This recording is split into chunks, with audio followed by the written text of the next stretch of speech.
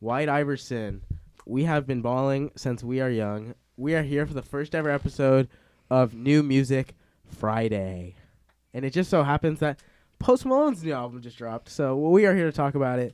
Harkirat Lawley, Bryce Longoria, and as always, this is Jake Longoria. The Jake Longoria podcast, first episode of New Music Fridays. So the big one last night, guys.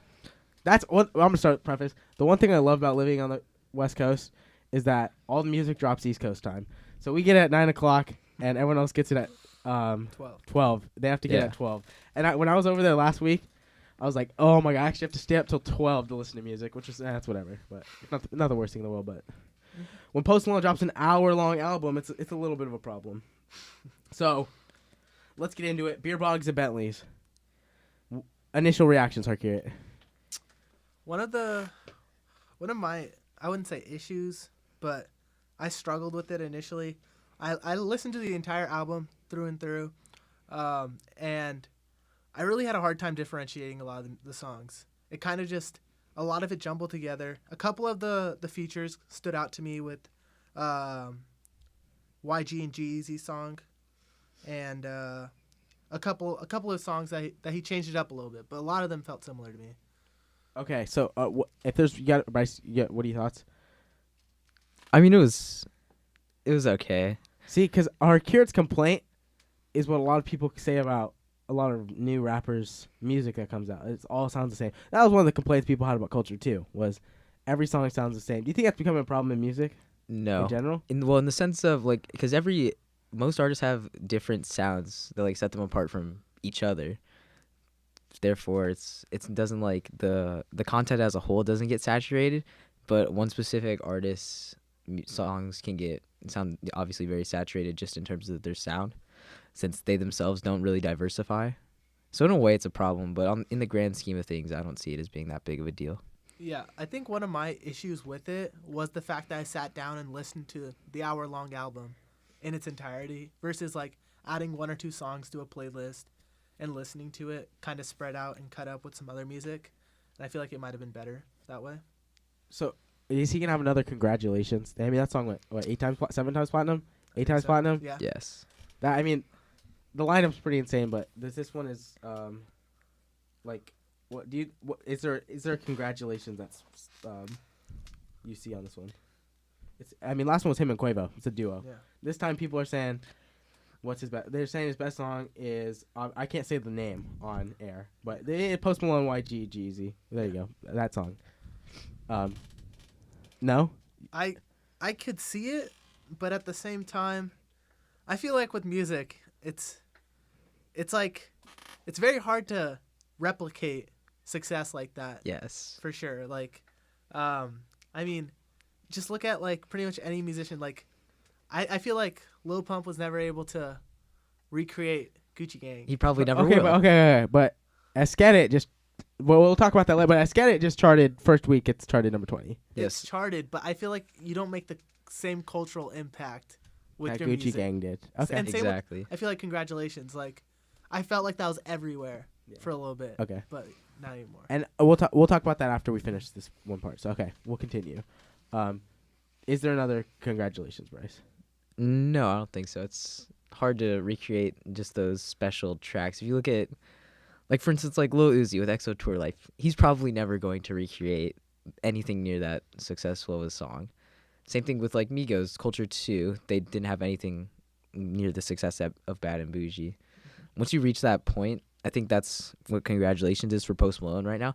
Maybe he proves me wrong and he just, gets something that blows up and goes crazy. But I just don't see that happening. We're gonna talk about all of Lil Uzi. We're talking about me. We're talking about all those people. It's not necessarily new music, but it does relate to what we're talking about. Yes, Harkirat? Yes. And one of the points that I feel like should be made is when it comes to music and a song blowing up, I feel like all these guys are talented and a lot of their songs are good enough to be that cultural phenomenon like Gucci Gang and EXO Life Tour and stuff. But a lot of it just comes to the fans. And, like, if the fans don't see that song that's just like, wow, I can really, like, this song is amazing. Like, all the music is good, but it's very hard to have that one song blow up because you don't have much control over it as an artist.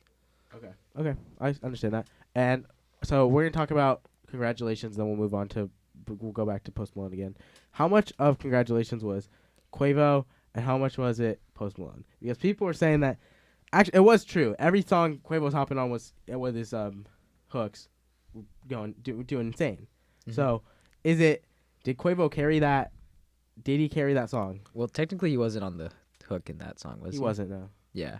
Yeah, I That's feel something. like the part of the song that everyone remembers when he's singing, like the actual congratulations, that was Post, and people that was, I feel like that was my favorite part of the song. Yeah. The hook. You don't think the Quavo's versus Fire though? Yes, it was Quavo's very verse good. Was good, but again, what comes to mind, in my opinion, is Post's hook. Yeah, there was no confusion. Like, wait, is this Quavo's song or is this Post Malone's song? There's never confusion. It was always, this Post Malone featuring Quavo. Okay. And is with Post blew up on White Iverson. That's undisputable. No one can say, oh no, he blew up on White Iverson. White Iverson went viral. It put on SoundCloud, that thing blew up. Yeah. White Iverson is what put Post on, and we agree White Iverson's rap song. Yep. Yes. 2 questions. Is Post Malone a rapper? And then the second part to that is, now that he does not consider himself a rapper, is he a culture vulture? All right, I feel like you have to say that you can't say he's a rapper, especially if he says he's not a rapper. It's very hard to put that title on him, and I feel like his music doesn't equate to all rap. A lot of it is he mixes up a lot of his music. I think it's clearly not rap.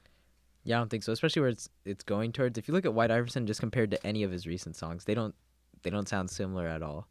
So I think that's one of the main things. Okay, so since rap put him on, that is not we both all three of us agree with that, right? Yes. And most people would agree with that. White Iverson did put him on and made it mainstream. It made Stoney.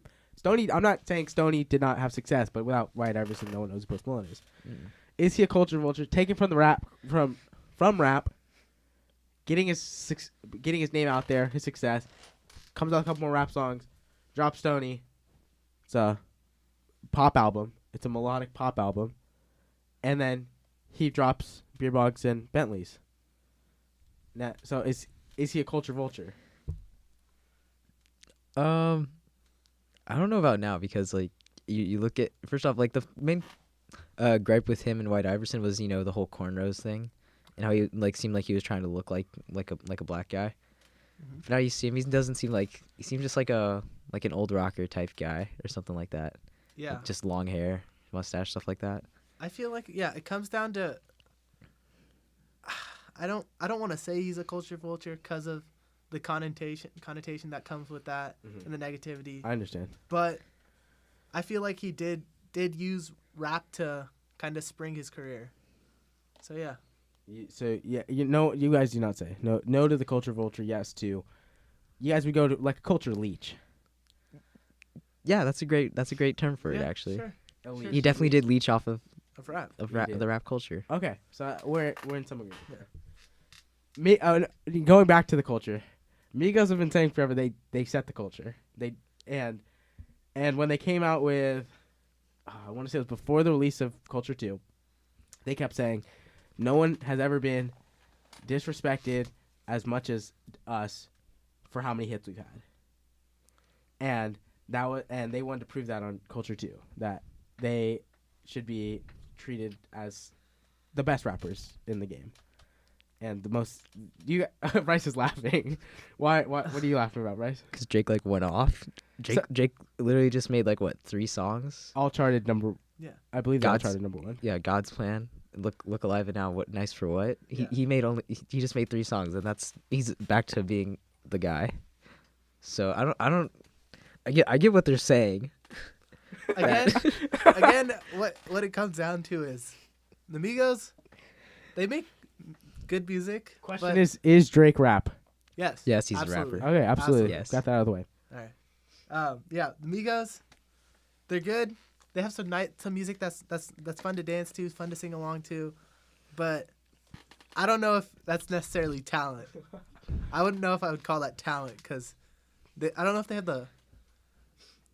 I'm gonna leave it at that. Okay. Well, people talk about their songs being full, as in there's never not sound, and it's usually in the form of ad libs. What I'm trying to point out is there's never a if you actually sit down and listen to a song and try and listen to it a couple times, you notice all these subtleties you didn't notice the first time. There's the first obviously there's the lyrics, and then the next time you listen to it, you'll notice the ad libs, which are Migos is now famous for. People meme that all the time, and then you hear all these, and especially their beats and their tones. Do you think they set the not the culture, because we agree that Drake owns rap right now, but do you guys think he sets the base for other, not just Atlanta rappers, but other trap rappers, trap music? Do you think they set the base for that? Definitely, in terms of because they're not the culture in terms of the entire rap game, but I'd say for trap rap, you see all these guys trying to sort of imitate what they do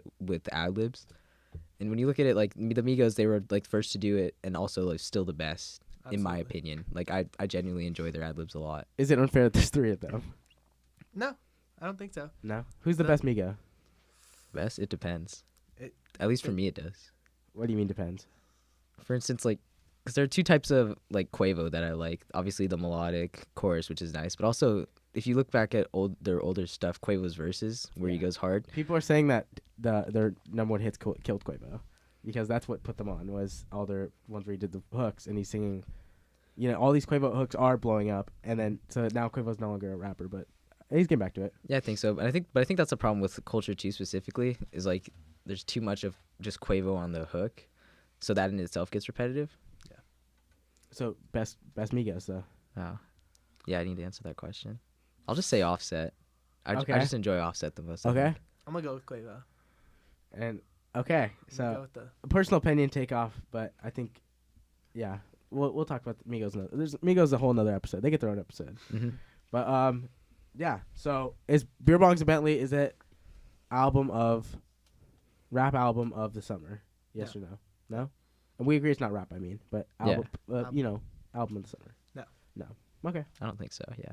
Okay. How long is it gonna last? Is it Stony? Is it Stony Part 2 or no? I mean, we got Drake in June, right? Yeah. Yeah. That's taking the summer. That's okay. And Kanye in June too. So. Yeah. Is it Yeezy versus Jumpman? I guess so. Yeah. Who's winning that? I'm taking Drake. I'm gonna say Kanye. Okay. All right, we'll see. We'll be back. We're having this next week. It's a weekly thing, every Friday. Not necessarily New Music Friday, but this is Music Friday. So we'll figure it out. Fresh Takes Friday. Something. We'll figure out a name. Okay. Yeah.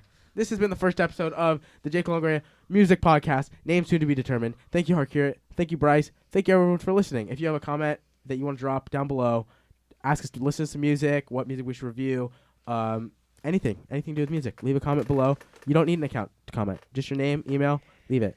Thank you very much for listening. And until next time, this has been Jake Longoria on the Jake Longoria Music Podcast. Thank you very much.